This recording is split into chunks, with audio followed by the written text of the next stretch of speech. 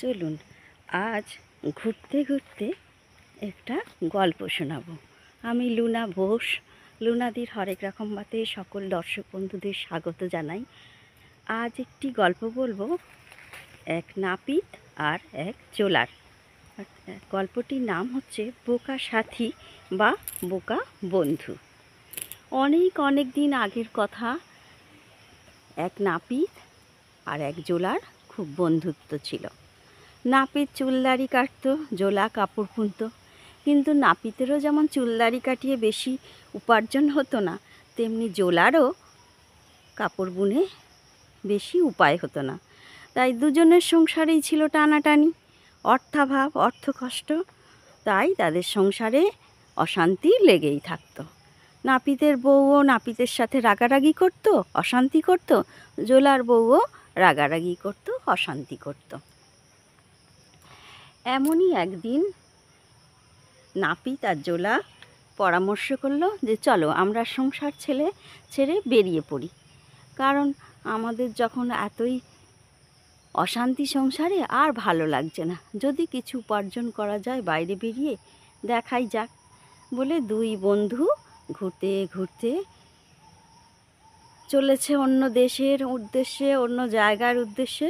যেতে যেতে একটা গভীর জঙ্গলে প্রবেশ করেছে। সেই গভীর জঙ্গলে ছিল বাঘ। তো ওদের দেখে সেই সময় একটা বাঘ তো এগিয়ে এসেছে। তাই না দেখে জোলা তো খুব ভয়ে মরে। এবার নাপিত তো সে চালাক, তার বুদ্ধিও বেশি। আর তার সাথে ছিল নাপিতের চুলদাড়ি কাটার সরঞ্জাম, তার মধ্যে ছিল আয়না।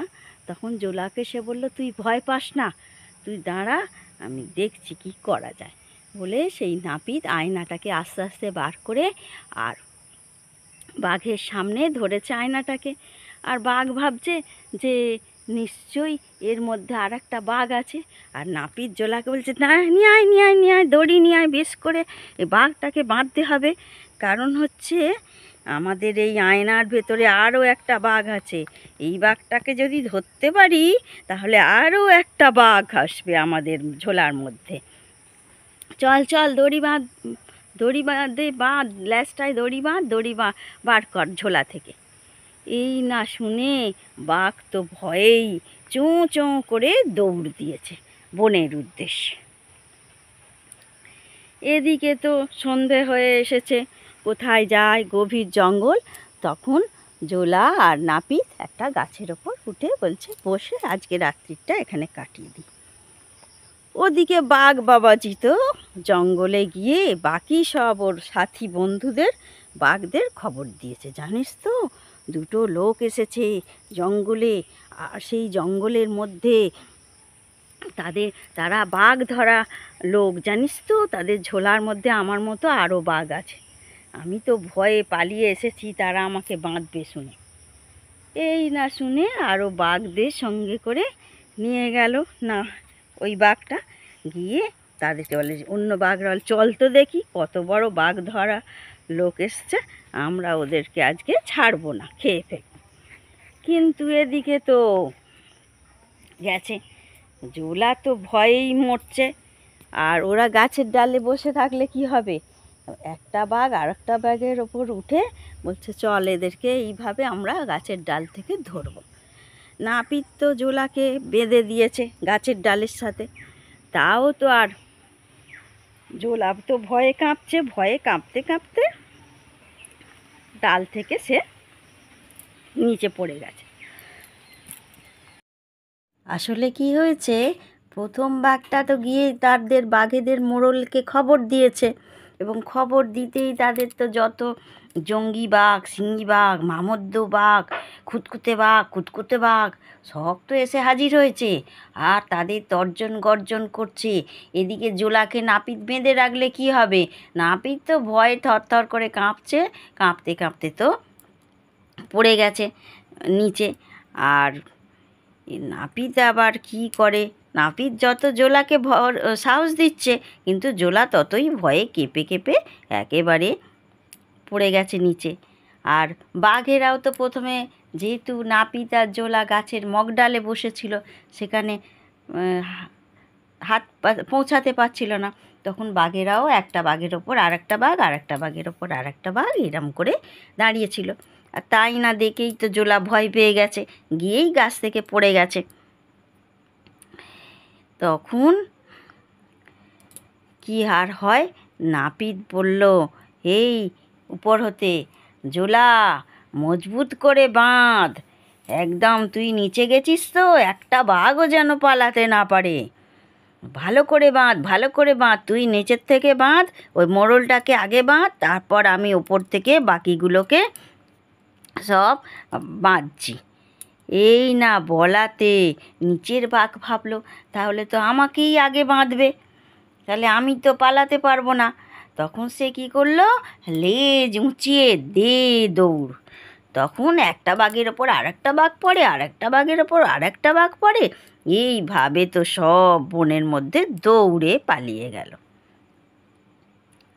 এইভাবে বাঘেরা চলে যেতে বলল, জোলা তুই কিন্তু খুব বোকা, এইভাবে এরম করলে বনের মধ্যে হয়। তারপর বাকি রাতটুকু তারা কোনো রকমে কাটিয়ে বনের মধ্যে, পরদিন সকাল হতে জোলা আর নাপিত বেরিয়ে পড়ল। বেরিয়ে কি করলো না, ওই বন ছাড়িয়ে এক রাজ্য থেকে আর এক রাজ্যে এসে উপস্থিত হলো। এসে সেই রাজার রাজসভায় তারা গিয়ে পৌঁছলো, আর গিয়ে দেখলো যে সেই রাজসভায় রাজা বসে আছে। এমন সময় কি হলো না, তারা রাজাকে গিয়ে বলল, সালাম মহারাজা। রাজা বললেন, কি চাও তোমরা? তখন বলল, নাপিত বলল, আমরা দুজন বীর পালোয়ান, আপনার এখানে আমাদের চাকরি চাই। রাজা বললেন, তোমরা কেমন বীর তা তো পরখ করে দেখতে হয়, না পরখ করে তো আর তোমাদের চাকরি দিতে পারি না। আমার রাজবাড়িতে আরও 10 জন কুস্তিগীর আছে, তাদের যদি কুস্তিতে হারাতে পারো তবেই তোমাদের চাকরি মিলবে। এই বলে রাজা তখন কুস্তি পরখের জন্যে একটা দিন স্থির করলেন। তখন নাপিত বলল, মহারাজা কুস্তি তো পরখ করবেন, তার জন্য তো একটা মাঠ দরকার, মাঠের মধ্যে তো কুস্তির আয়োজন করবেন, তাহলে সেখানে কিন্তু একখানা বড় ঘর তৈরি করে দেবেন, নাহলে সবাই তো কুস্তি দেখতে যাবে, তারা কোথায়, যদি বৃষ্টি বাদল হয় তারা কোথায় গিয়ে দাঁড়াবে, সেখানে গিয়ে বৃষ্টি বাদল হলে, রোদ থাকলে তারা সেই ঘরটার মধ্যে গিয়ে আশ্রয় নিতে পারবে। তখন রাজা বলল, বেশ বেশ, তুমি তো ভালো কথাই বলেছ।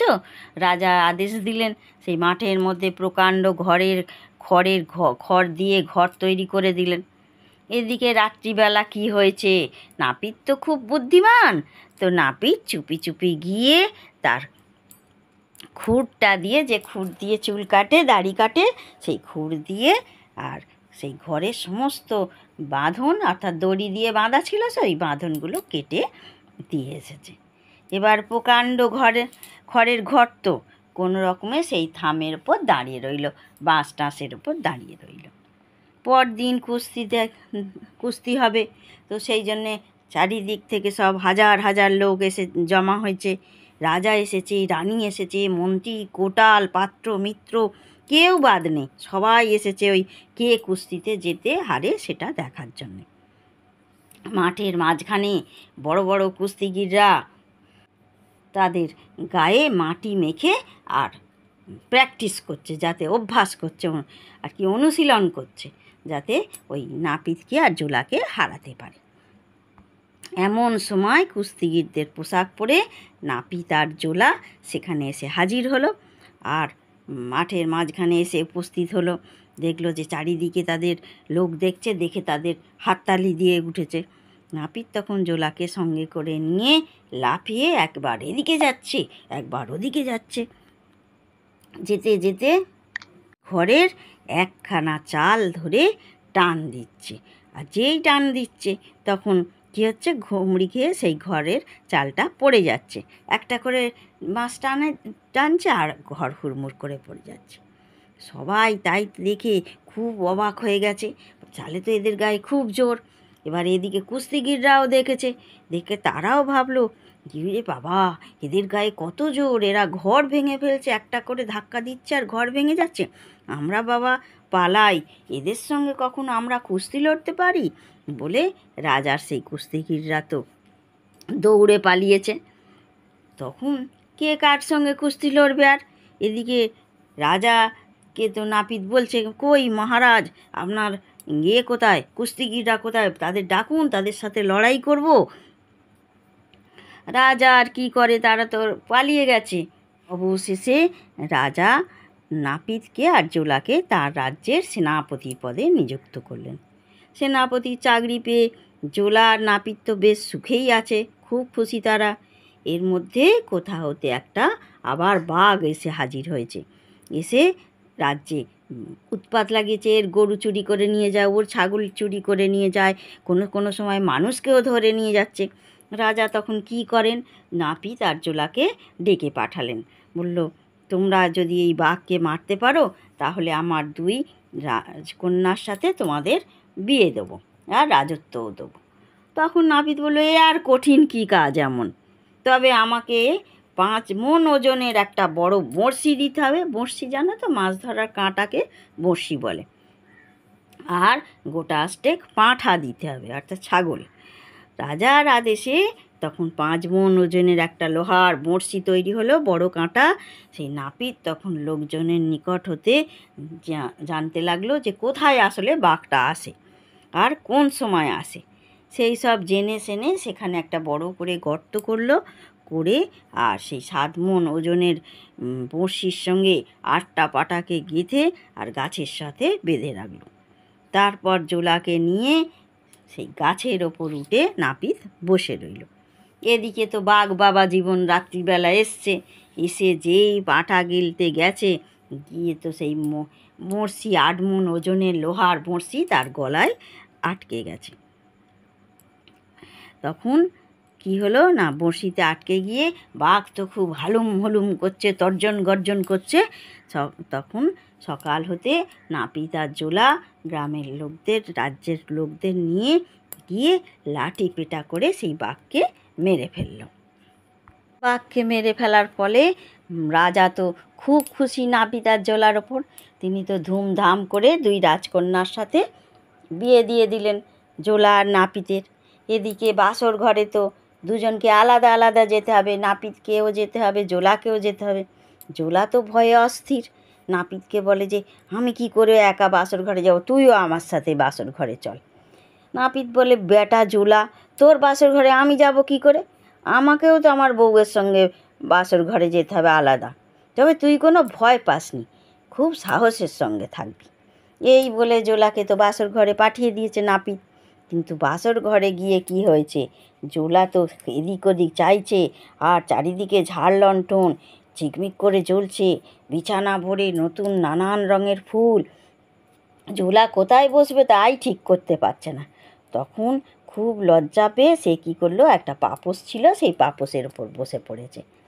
এদিকে জড়সড় হয়ে জোলা বসে আছে। এমন সময় সেই রাজকন্যা পানির বাটা হাতে নিয়ে, পায়ে সোনার নূপুর পরে, ঝুমুর ঝুমুর করে বাজিয়ে 5টা সখী সঙ্গে করে নিয়ে এসে উপস্থিত। জোলা তো তখন ভয়ে জড়সড়। সে কি করে, সে ভাবছে কে রে বাবা, তাকে কাটতে আসছে না ধরতে আসছে, এই বলে তখন তাড়াতাড়ি উঠে রাজকন্যার পায়ে পড়েছে জোলা। আর পড়ে বলল, আম্মাজান, আমার কোনো অপরাধ নেই, সকল ওই নাপিত বেটার কাজ, আমার কোনো দোষ নেই, আমায় ছেড়ে দিন। জোলার এই কথা শুনে রাজকন্যা তো সব বুঝতে পারল যে ওরা ওদের ঠকিয়েছে। তখন রাজকন্যা রাজাকে গিয়ে সব কথা বলল। বলতে তো নাপিত আর জোলার মুখ থেকে সব কথা রাজা টেনে বার করলো। শুনে আর রাজা দূর দূর করে নাপিতকে আর জোলাকে কী করলো, রাজ্য থেকে বার করে দিল। তখন নাপিত তো রেগে অস্থির, বলল, বেটা জোলা, তুই বোকা, তোর জন্যেই আমার আজ এই আমাদের দুরবস্থা হলো, বেশ ভালোই ছিলুম, সুখে ছিলুম, তোর জন্যে আমাদেরকে রাজ্য থেকে বার করে দিল।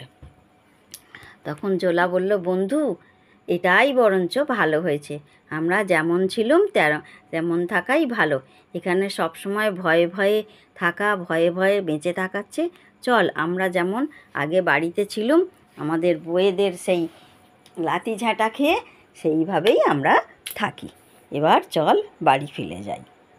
এই বলে নাপিত আর জোলা আবার আস্তে আস্তে পুনরায় তাদের নিজেদের বাড়ি ফিরে এলো আর আবার আগের মতো সংসার করতে লাগলো তাদের বউ নিয়ে। তাহলে এই বোকা সাথী গল্পটা কেমন লাগলো বন্ধুরা? অবশ্যই জানিও। ভালো লাগলে লাইক, কমেন্ট, শেয়ার করো আর সাবস্ক্রাইব করে পাশে থাকা বেল আইকনটাকে প্রেস করতে একেবারেই ভুলো না কিন্তু। সবাই ভালো থাকো, সুস্থ থাকো, সাবধানে থাকো। সবাইকে অনেক অনেক ধন্যবাদ জানিয়ে আজকের মতো গল্পটা শেষ করলাম এখানেই।